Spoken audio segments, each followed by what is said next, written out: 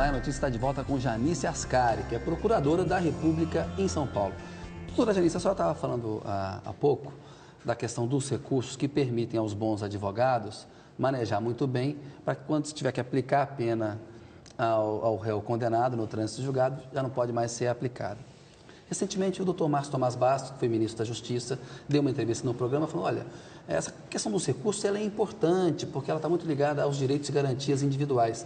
Na opinião dele, não haveria um excesso de recursos na lei brasileira. Já o Gilson Dipp, que foi do Conselho Nacional de Justiça, do STJ, acha que precisaria haver uma modificação, porque tem recurso demais. Eu sei que o Ministério Público tem uma tendência a achar que tem recurso demais, mas eu queria que a senhora respondesse essa argumentação do doutor Márcio, que esses recursos também são uma garantia no nosso sistema de que um réu não vai ser condenado indevidamente, de que é justo.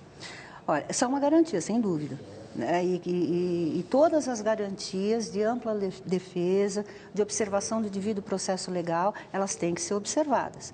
Mas não com essa elasticidade que elas são hoje em dia. Tem abuso mesmo, a senhora acha, do uso? Tem um certo abuso. Existem casos, inclusive, se você olhar no site dos tribunais, o código dos recursos, você vai ver, tem embargos de declaração, de embargos de declaração, de embargos de declaração, do agravo, é um recurso dentro do outro, mesmo recurso. Do mesmo recurso, e aquilo vai se protelando ao longo do tempo, né? E há muitos recursos que eles são efetivamente interpostos para protelar. Agora, a saída não é a justiça julgar mais rápido, como disse o Márcio Tomás Bastos, o problema aí não está no excesso de recursos, está na lentidão da justiça? Está em ambos. Está em ambos? Eu acho que está em ambos. A lentidão atrapalha, colabora para isso, mas tem que mudar a lei, na sua opinião? Mudar a lei e também um pouco a interpretação que os tribunais dão à lei. Porque na medida em que um tribunal admite embargos de declaração, por exemplo, é um recurso quando você tem uma decisão e que acha que aquela decisão omitiu alguma coisa ou que algo não está suficientemente claro. Você pode, então, ter aquele recurso uma vez. Explique por que isso. Aí você pode ter aquele recurso uma segunda vez, uma terceira vez, uma nona vez. Não tem um limite para isso, né? Então, isso que acaba, efetivamente, em alguns casos, protelando o final do processo, que é efetivamente quando a pessoa que infringiu a lei tem que, então, acertar suas contas com a justiça. O tribunal não pode entender que aquilo é um recurso apresentado de má-fé, a tal litigância de má-fé, e não aceitar e mandar tocar adiante? Pode. Mas não faz? Pode, mas não são tantos os casos que fazem isso, não. Por quê? Questão de interpretação. Eles acham que, eventualmente, isso pode estar ferindo o direito de defesa, né, do réu, e que todos nós que militamos na área somos testemunha de que esse direito é sempre e amplamente garantido em todos os processos. A sua experiência mostra isso? Mostra isso, sem dúvida. Doutora Janice, qual que é a sua avaliação do trabalho do Supremo Tribunal Federal até agora no julgamento do mensalão? Tem sido mais ou menos rigoroso do que foi ao analisar outros casos penais? Tudo bem que esse processo é o maior processo penal já analisado ali na história do Supremo. Mas tem sido mais ou menos rigoroso? Não, o Supremo tem sido bastante desafiado, porque para eles ele é um aprendizado. Esse processo é um aprendizado, porque é o primeiro caso, uma ação penal originária, ou seja, uma ação que deve ser julgada não por um juiz singular, mas sim por um colegiado. E é o primeiro caso que, efetivamente, eles estão julgando e tendo que se debruçar sobre provas. Do começo ao final. Do começo ao final. Então, está sendo um aprendizado para todos nós, aliás, né? Então, algumas questões que têm sido colocadas no julgamento do mensalão, como questões atinentes à gestão fraudulenta, como ao peculato, a lavagem de dinheiro, que eles começaram a discutir alguns casos essa semana, depois vamos para a imputação de quadrilha.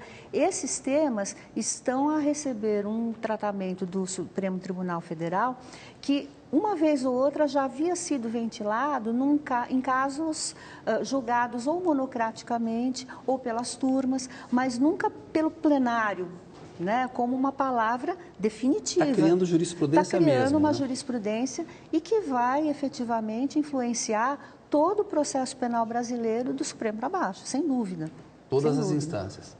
O doutor Márcio Tomás Bastos também disse que, na visão dele, há uma onda de endurecimento do Supremo e que ele acha que essas ondas são naturais, acontecem, depois se muda, e que, na visão dele, é uma onda que afeta, é uma ameaça ao direito de defesa, a liberdades e garantias individuais. O que o senhor acha dessa afirmação dele? Não há. Eu discordo do doutor Márcio, gosto muito dele, é um excelente profissional. Inclusive, já atuamos várias vezes em casos, né, ele de um lado e eu do outro. Mas essa afirmação, eu não vejo as coisas dessa maneira. Nós tivemos, durante muito tempo, o processo penal punitivo.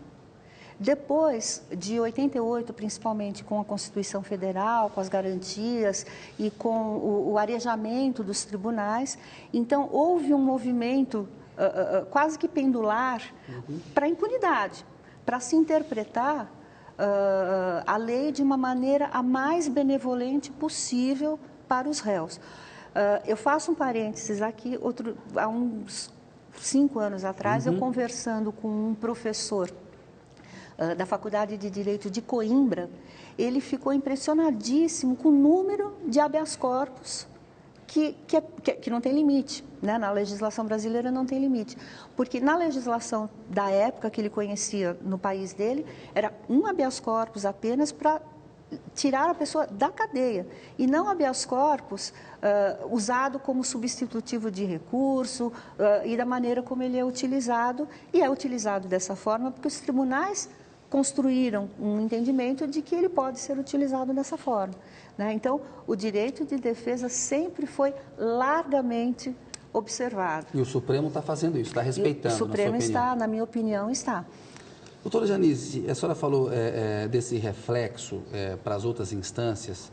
Eu pergunto para a senhora, uma crítica que tribunais superiores fazem ao trabalho do Ministério Público e a juízes de primeira instância, seja juízes federais ou juízes da Justiça Comum, né, é de que muitas vezes a investigação, o inquérito, ele tem falhas, as provas não são bem colhidas. Aí quando chega num tribunal superior, o tribunal superior faz um exame, é obrigado, por exemplo, a dar uma decisão a favor de um cidadão acusado de uma corrupção grave, aí o tribunal fica com essa imagem de leniente em relação à corrupção, quando, na verdade, o inquérito, a investigação, tanto da polícia, do Ministério Público, não é tão bem feito como deveria ser. A senhora, como membro do Ministério Público, o que a senhora acha desse argumento, dessa crítica que, vez ou outra, se faz ao trabalho tanto do Ministério quanto da Polícia Federal, por exemplo, ou da Polícia Civil? Eu não discordo de que, pontualmente, há investigações que efetivamente deixaram de observar um detalhe formal ou outro, e aquilo passou tanto pela polícia, quanto pelo Ministério Público, quanto pelo juiz de primeiro grau, muitas vezes pelo juiz de segundo grau, e isso só foi ser observado lá no Supremo Tribunal Federal ou no Superior Tribunal de Justiça, né? Então, muitas vezes podem até existir casos assim, mas eu lhe asseguro que maciçamente as investigações não são feitas dessa forma. Elas são feitas porque, inclusive, elas são acompanhadas diretamente, supervisionadas pelo Ministério Público, que tem essa preocupação exatamente de não deixar que nada irregularmente formal aconteça na investigação, porque senão, às vezes, o produto de 3, 4, 5 anos de investigação pode ser anulado lá em cima, com simplesmente uma decisão de 3 linhas. O interesse é fazer bem a investigação. O interesse é fazer bem a investigação. E, para isso, nós nos esforçamos bastante. Doutora Janice, como alguém que acompanha essa área criminal, essa área de corrupção, qual que é a opinião que a senhora tem em relação ao chamado escândalo do Mensalão? É um caso de corrupção grave, na sua opinião? Houve uma compra de votos daquele jeito que o Roberto Jefferson falou, de compra mensal, de apoio, mesada de 30 mil para parlamentares? É um esquema que, como alguns advogados chegam a dizer, olha, não era desse jeito, era um esquema de caixa 2. Qual que é a sua avaliação desse caso especificamente? Bom, a minha avaliação, em princípio, ela se faz pelos episódios que eu assisti pela TV Justiça, pelas peças da Procuradoria-Geral da República e até mesmo das defesas que estão aí disponíveis na internet. Então, é a partir disso porque eu não vi os autos completamente, não trabalhei no caso. Né? Mas algumas coisas me chamam muita atenção nesse caso. Por exemplo, a questão, mas foi só um caixa 2. Não, como só um caixa 2? Caixa 2 é crime também. Né? Grave. E grave. Né? Então, essa coisa, que nós não chegamos ainda na compra de votos e tal, né? Mas esses casos, esses fatos que têm sido julgados até agora, e houve uma crítica muito grande ao Supremo Tribunal Federal, e especificamente ao ministro Joaquim Barbosa, que é relator do caso, que é relator do caso, de fazer o que eles chamaram de fatiamento. Né? Mas isso está facilitando a compreensão de cada fato. Então, o que o ministro Joaquim Barbosa fez, e no meu entender, foi o que melhor ele poderia ter feito, tanto não para condenar, mas inclusive para absolver, quando o caso, que é a exata compreensão do que nós estamos tratando. Nós estamos tratando desse fato, foi esse repasse irregular a essa agência de publicidade que foi parar na mão de fulano. Quem são os envolvidos? A, B e C. Foi isso que ele fez. É aquela coisa, ele foi fazendo, primeiro ele conseguiu um tópico importante, que assim, houve desvio de dinheiro público. Né? Exatamente. Depois ele foi para um segundo passo, ou seja, foram fraudulentos os empréstimos do Banco Rural para o PT e para as empresas do Marcos Varelo que abasteceram o esquema. Agora ele configurou a lavagem de dinheiro e vai entrar na análise da questão do núcleo político agora. Ainda temos muitas sessões de julgamento pela frente. Vai esquentar, né?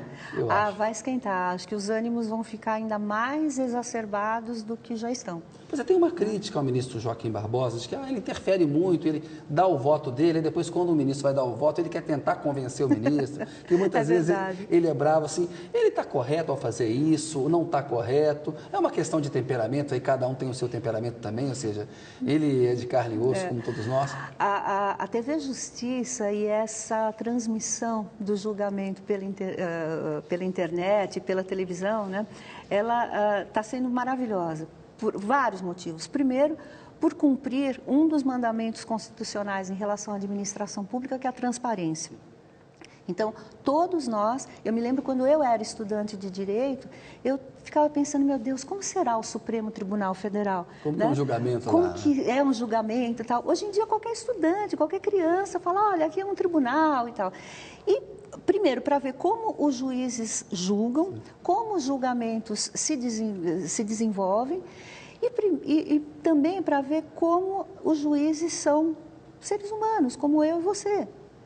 Né? Então, eles se desequilibram, eles se irritam, eles são irônicos, eles ficam bravos, eles ficam felizes, eles ficam emocionados, como ficou o ministro Peluso na sua despedida, né? Porque eles são demasiadamente humanos. Natureza humana, né? São humanos, demasiadamente humanos. Então, tudo isso traz assim, uma impressão de realmente que é um tribunal que está se debruçando sobre uma causa e, Kennedy, eu sou sincera, eu acho que até Dalai Lama ficaria estressado se tivesse que julgar um caso desse, né, dessa dimensão, que não é o maior caso. O Joaquim Barbosa que trabalhou nele diretamente, há 5 anos com esse caso, né? Então, esse caso não é, na minha visão, o maior caso de corrupção. A senhora não acha que é um maior de volume, esses esquemas todos, ter 38 réus e tal, né? É um esquema grande, expressivo, sem dúvida, né? Um esquema criminoso e tal, mas pode não ser o maior caso de desvio de verba. Da história do Brasil, como se fala. Da história do Brasil, mas é efetivamente o maior processo que está sendo posto no Supremo Tribunal Federal. Já que a senhora tocou nesse ponto, qual o caso que a senhora acha que foi o maior escândalo de corrupção do Brasil? São tantos. Ou qual o caso que a senhora conhece que é maior? Do TRT tantos. É maior em termos de volume financeiro? São tantos, são muitos, porque existem muitos casos em que eles não chegam ao conhecimento da população em geral. Então, nós, no Ministério Público Federal, nós criamos há 2 anos um grupo de combate à corrupção, do qual eu sou coordenadora, formado só por procuradores regionais da República, que é o meu caso, que nós atuamos só em 2º grau, E nessa função nós podemos processar pessoas com foro privilegiado, né? No caso, prefeitos que desviam verbas. Os desvios são muito expressivos e frequentes. A torneira do dinheiro público está aberta constantemente e a torneira do desvio do dinheiro público também, né? Então, a corrupção efetivamente é um mal, é uma podridão do nosso país e que a gente não pode compactuar com isso, não pode achar que está certo e deixar por isso mesmo. Ah, mas todo mundo faz. Não, não pode, não pode fazer. Não pode fazer. Agora, na sua opinião, a corrupção é maior hoje no Brasil ou a gente hoje tem instituições que combatem mais a corrupção e tem menos corrupção por causa disso? Não, a corrupção, pelo que eu vejo, nós temos hoje mais órgãos que estão sendo aparelhados para o combate à corrupção. Agora, a recente lei da transparência, que é chamada lei de transparência, que é a lei de acesso à informação, sim, que dá ao cidadão o direito de verificar as contas, verificar os contratos, pedir informação aos órgãos públicos. Né, a questão dos salários que estão publicados na internet, dos servidores públicos, o meu, inclusive, né, está lá na internet. Então, essas coisas vão dando ao cidadão aquela sensação, penso eu, de pertencimento. Fala, não, eu vou fiscalizar porque aquele dinheiro é meu também. Né? E começar a mudar essa cultura, que é uma coisa muito arraigada no nosso país. Nós temos uma cultura de corrupção mesmo, né? É uma cultura não só de corrupção, mas uma cultura de que o bem público não é de ninguém. E se não é de ninguém, eu vou pegar para mim. Não, o bem público é de todos. E todos são responsáveis por ele, e todos têm que cuidar dele, e todos têm que protegê-lo. Né? E o bem público lê-se também o dinheiro público. Dinheiro público, né? E que infelizmente, voa numa velocidade impressionante. Doutora Janice, voltando à questão do estilo de atuação do Joaquim Barbosa, acho que a melhor defesa até que se pode fazer do Joaquim Barbosa é o seguinte: a maioria dos integrantes do Supremo tem acompanhado o entendimento dele, ou seja, no caso, se o homem erra, a instituição, no caso ali, corrige um eventual erro, né? Ou seja, os ministros todos juntos. A senhora, ou o Supremo foi tomado por uma onda assim de opinião pública, tem esse fator político todo, esse outro lado da TV Justiça que dizem, mas agora o ministro faz discurso na televisão, ele fica preocupado se ele vai falar bem, ele está parecendo quase que um senador, um deputado, um político. Tem assim um Supremo com uma queda de vaidade aí por essa exposição ou não? Olha, não sei se tem uma queda de vaidade, né? Mas eu não acredito mesmo. Eu tenho ouvido muito esse discurso de que eles estão jogando para a mídia e tal. Olha, isso é uma ofensa ao Supremo Tribunal Federal. É uma ofensa, porque transmitidas as sessões ou não, eles agem daquela forma, sempre. Né? Então, as discussões são acaloradas mesmo, e não só no Supremo Tribunal Federal. Em outros tribunais, isso acontece também, no calor ali das discussões, um ministro fala, o outro interrompe, intervém e tenta... Porque muitas vezes, o julgamento de um caso, o que é? É a visão do magistrado sobre aquele fato, sobre as provas daquele fato, e muitas vezes aquilo é uma coisa tão abjeta, que ele se vê imbuído, talvez seja o caso do ministro Joaquim, de falar, não, mas isso está tão evidente, por que o senhor não está vendo isso, se eu estou vendo isso? Né? É uma reação assim, de convencimento, não de querer convencer os outros ministros, mas sim de expor o ponto de vista dele, que realmente ele chegou àquela firme convicção. Né?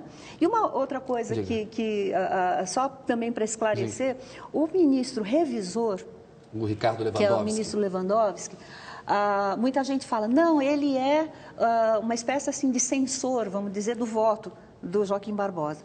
Não é. O ministro revisor, a função do ministro revisor é revisar o relatório, ou seja, o que se pode chamar de ficha técnica do processo, assim, são esses os réus, são essa a imputação, esses são os fatos, essa é a data, foram citados, tais testemunhas foram ouvidas, ou seja, o relatório todo do processo.